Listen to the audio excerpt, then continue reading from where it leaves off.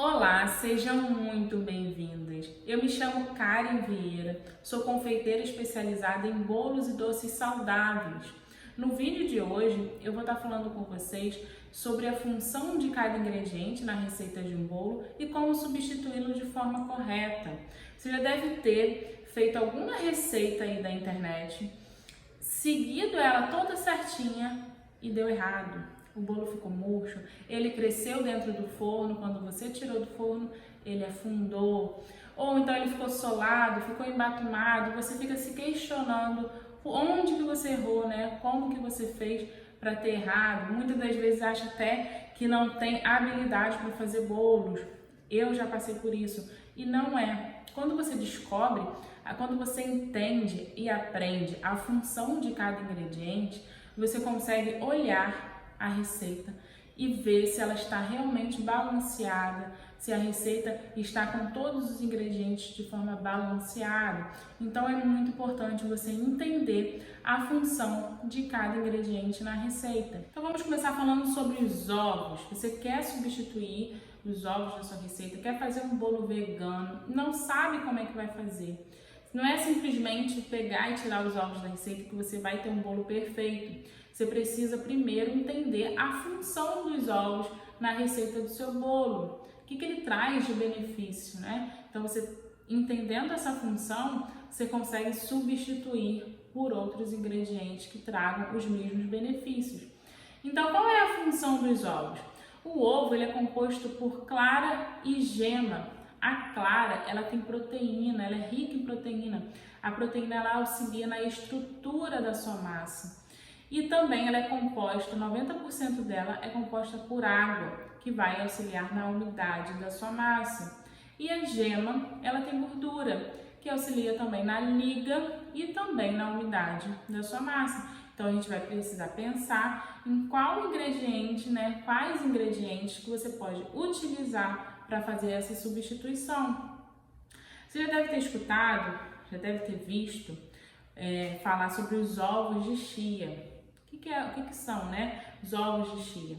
Ovo de chia é feito com a chia hidratada com a água. A gente hidrata a chia com a água e ela cria aquele gel, cria um volume e você consegue fazer a substituição. A chia ela é rica em proteína. A proteína vai ajudar o quê?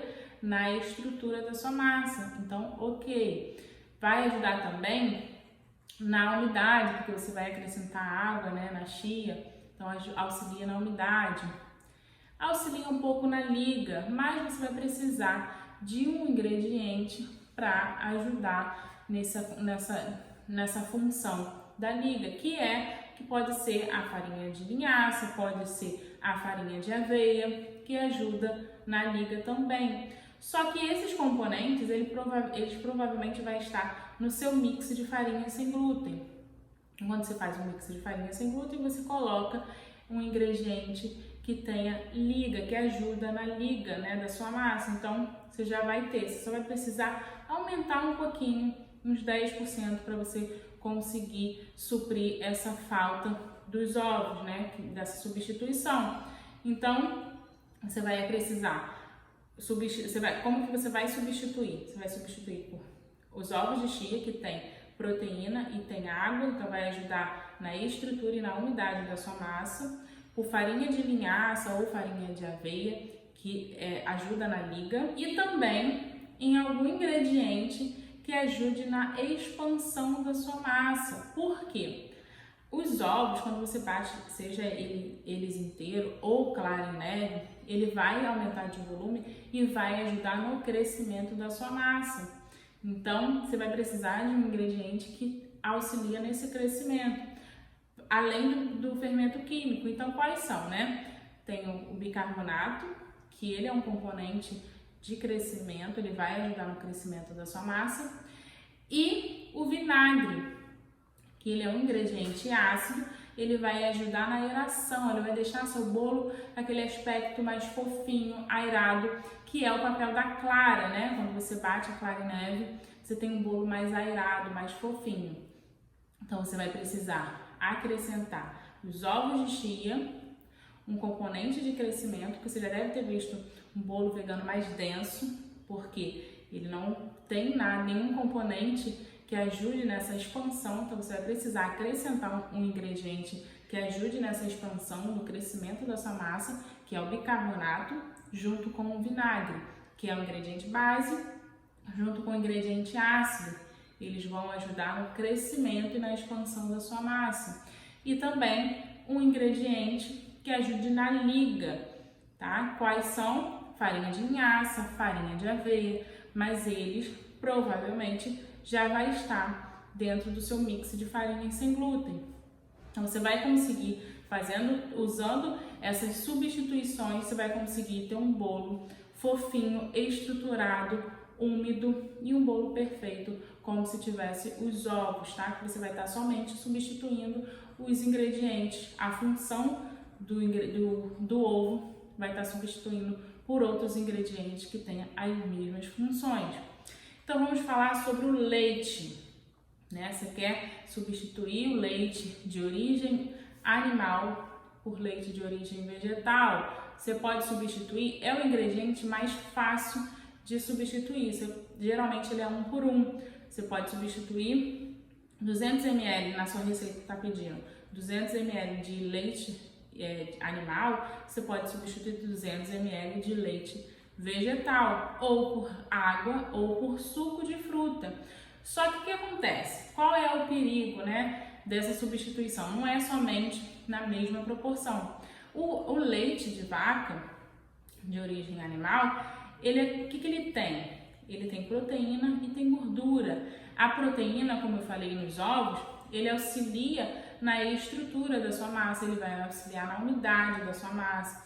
Então, quando você substitui, por exemplo, o leite de vaca por suco de fruta, pode ser que a sua receita dê errado. Já aconteceu comigo de fazer essa substituição, ele crescer dentro do forno e quando eu tiro, ele afunda. Por quê? Porque está faltando estrutura para a minha massa. Então, está faltando algum ingrediente que ajude na estrutura da minha massa. Então, o leite, então, quando você for pensar em substituir o leite, você não tem que pensar somente no líquido em si, né? Porque qualquer líquido na receita do seu bolo vai auxiliar na umidade da sua massa. Só que você precisa também suprir, né, a falta do leite, a substituição do leite, que tem a proteína, que ajuda na estrutura, você precisa suprir isso com algum outro ingrediente. Então, o que você vai fazer? Você quer fazer um bolo de laranja? Quer substituir o leite vegetal, o leite de origem animal, por suco de laranja? Você vai precisar acrescentar mais um ovo, porque o ovo, ele tem esses benefícios, né? Ele tem proteína e tem gordura, então vai ajudar tem os mesmos componentes que o leite de vaca tem, então vai ajudar na estrutura, você vai conseguir fazer a substituição correta e vai ter um bolo de laranja super gostoso. Então, para você fazer essa substituição do leite, você precisa também se atentar a isso.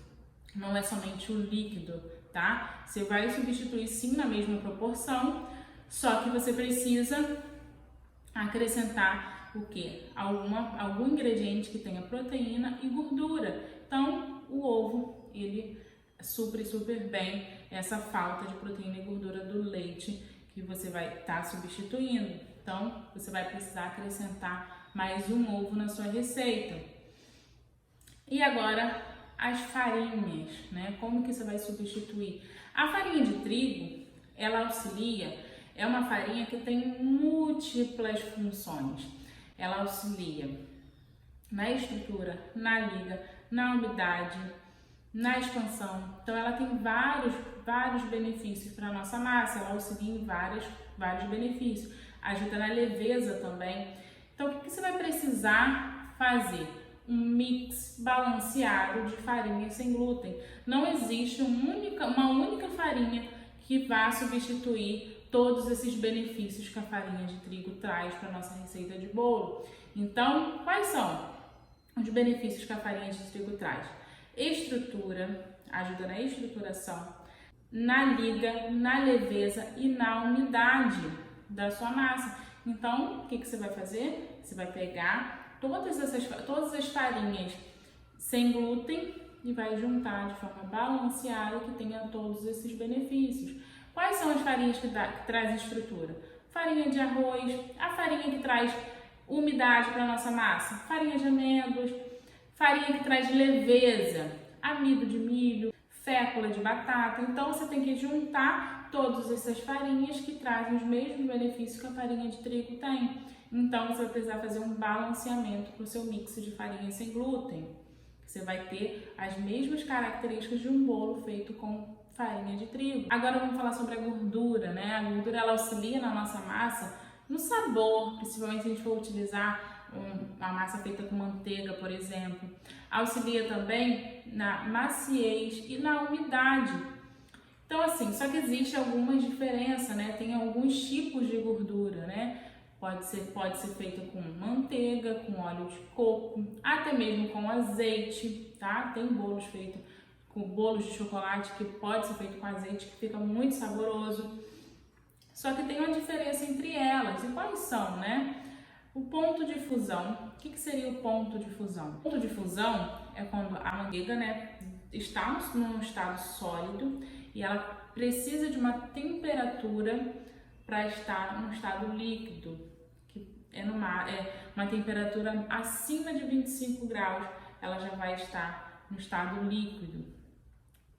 O óleo de coco, para ele estar no estado líquido, né, passar do estado sólido para líquido, ele precisa de uma temperatura maior, tá, de 30 graus para cima. Já o óleo vegetal, né, o óleo de canola, óleo de milho, ele não muda, ele tá no mesmo, ele não muda de estado para líquido para sólido, né? Independente da temperatura, ele se mantém do mesmo estado, que é líquido. Então tem essa diferença. E também tem o ponto de fumaça. O que é o ponto de fumaça? É quando a gente coloca lá a gordura na panela, coloca no fogo e o tempo que ele queima, qual a temperatura que ele precisa estar para ele queimar. É diferente da manteiga para o óleo de coco, por exemplo. E tem a plasticidade, que a plasticidade a manteiga tem e o óleo de coco já não tem, que é quando é o quanto a gordura é maleável. Porque a manteiga, quando ela está ali em temperatura ambiente, ela fica aquele ponto de pomada, né? Aquele ponto mais sedoso. Você consegue malear, como se fosse uma massa mesmo de moldar, tá? Já o óleo de coco, ou ele está no estado líquido ou ele está no estado sólido. Você não consegue, ou ele fica duro demais ou ele fica mole demais, líquido demais. Por exemplo, você quer fazer uma massa amanteigada, você vai bater a manteiga ali com açúcar ou com adoçante, ela vai criar ar e vai aumentar de volume. Então isso vai auxiliar na maciez da sua massa também, tá? Vai auxiliar no crescimento, na umidade da sua massa. Então vai aumentar de volume. Se você fizer isso com óleo de coco, você não consegue bater o óleo de coco para ela criar esse ar e aumentar de volume. Ele não aumenta, ele vai continuar ali do jeito que ele tá. Então tem essa diferença. Então se você quer fazer um bolo amanteigado, você não consegue substituir a manteiga por óleo de coco, por exemplo. E o óleo de coco tem gordura saturada, 80% dela é de gordura saturada. Então isso faz com que o óleo de coco fique mais denso ainda, né? Então ele demora para estar no estado líquido, precisa estar uma temperatura bem alta para ele ir para o estado líquido. Então tem essa variedade. Então se a sua receita está pedindo 200 gramas por exemplo, de manteiga, você vai precisar diminuir aí pelo menos uns 10% do seu óleo de coco, tá? Porque a gordura do óleo de coco ela é a gordura mais saturada do que a manteiga. Então você consegue fazer essa substituição, exceto para massa amanteigada, que é aquele método cremoso, quando a gente bate a manteiga junto com o açúcar, ele aumenta de volume, cria ar, né? E depois você adiciona os líquidos e os secos. Então, para você fazer essa substituição, você precisa entender essa diferença entre elas, que é o ponto de fumaça, o ponto de fusão e a plasticidade que uma tem e outra não tem, Então, você entendendo essa diferença, você consegue substituir a sua gordura de forma mais tranquila, sem ter medo de errar. Agora vamos falar sobre o açúcar. O açúcar, ele traz para a nossa massa, ele ajuda, né, na umidade da nossa massa, na maciez também. Então, o açúcar, ele entra como um ingrediente líquido, inclusive, tá? Então, ele vai ajudar na umidade. Você quer substituir por adoçante. Como que você vai substituir? O açúcar e o adoçante, ele tem doçores diferentes. Eu sempre utilizo o adoçante natural, que é o xilitol ou o eritritol. Qual é a diferença, né? O xilitol, se você usar em grande quantidade, ele pode causar um desconforto abdominal no seu cliente, um desconforto na digestão do seu cliente. Então, você tem que ter muito cuidado na hora de não utilizar em grande quantidade.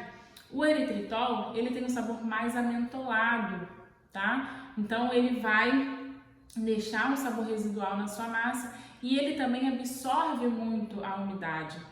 Então, ele vai deixar a sua massa mais quebradiça, mais seca, tá? O xilitol já não, ele não absorve essa umidade da massa. Nenhum dos dois vai auxiliar na umidade, tá? Como o açúcar tem. Como o açúcar, ele auxilia na umidade da sua massa. O adoçante natural, a função dele não é essa.